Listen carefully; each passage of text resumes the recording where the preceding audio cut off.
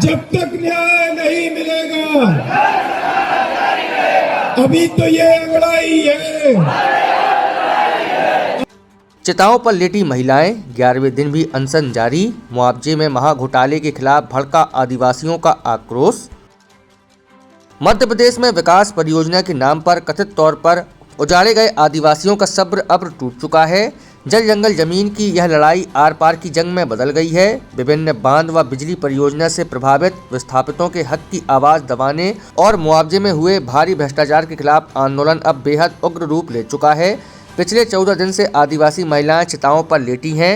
वहीं बेघर हुए किसान और युवा सूली पर लटक कर तथा चल मिट्टी सत्याग्रह के जरिए सोई हुई सरकार को जगाने का प्रयास कर रही हैं। आंदोलन के नेतृत्वकर्ता अमित भटनागर पिछले 11 दिन से भूख हड़ताल पर हैं। प्रशासन की संवेदनहीनता का आलम यह है कि उनका उचित स्वास्थ्य परीक्षण यानी जैसे शुगर, कीटोन की जांच तक नहीं कराई जा रही है। कैन बेतवा, एनटीपीसी, रूंज और मझगांव डैम जैसी परियोजना में पात्र आदिवासियों को बिना मुआवजा दिए उनके घर तोड़ दिए गए। इस भीषण बारिश में 50,000 से अधिक लोग बेघर होकर भीगने को मजबूर हैं, जबकि मुआवजे की मोटी रकम दलालों के खातों में डाल दी गई है। इस बीच समाजवादी पार्टी के प्रदेश और जिला स्तरीय पदाधिकारियों ने आंदोलन स्थल पहुंचकर आदिवासियों की इस लड़ाई को अपना पूर्ण समर्थन दिया। पीड़ितों का सीधा अल्टीमेटम है, जब तक न्याय नहीं मिलेगा मौत मंजूर है, लेकिन आंदोलन खत्म नहीं होगा।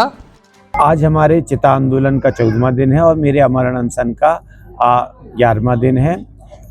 ये अमरण अनशन और चिता आंदोलन, इसके साथ साथ हमारा सूली सत्याग्रह भी चल रहा है। जल, मिट्टी, पानी, चिताओं पे महिलाएं पिछले 14 दिन से लेटी हुई हैं। सूली पर लोग यहाँ लटके हुए हैं। मिट्टी सत्याग्रह भी चल रहा है। सांकेतिक फांसी पर लटके हुए हैं, क्योंकि इनके साथ बहुत ही अन्याय हुआ है। जिन परियोजनाओं ने इनके जल, जंगल, ज़मीन सब कुछ छीन लिया है, लेकिन इनको उनके संवैधानिक अधिकार, ग्राम सभा, आपत्ति, आम सभा, ये सारे अधिकार नहीं मिले। इसके अपेक्षा जब भी इन्होंने कागज मांगे इनको टाल दिया गया। इसके बाद जब इन परियोजनाओं में अवार्ड जारी हो गए, अवार्ड की कॉपी भी इनको नहीं दी गई, ना उसमें किसी तरह की आपत्ति ली गई।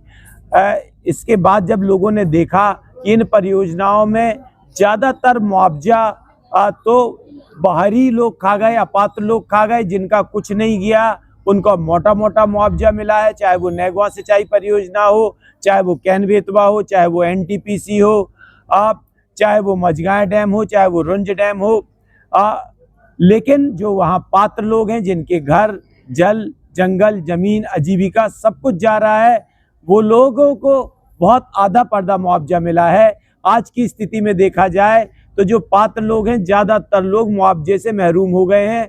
इन परियोजनाओं में कानून का, संविधान का भी पालन नहीं किया गया और लोगों को बिना मुआवजा दिए उनके घर तोड़ दिए गए, जिससे आज इस बारिश में 50,000 से ज़्यादा लोग बेघर हो गए हैं और इस भीगते पानी में बेघर घर के रहने को मजबूर है। उनके बच्चे और उनका पूरा परिवार इनके सामने अपने जीवन और आजीविका का संकट खड़ा हो गया है।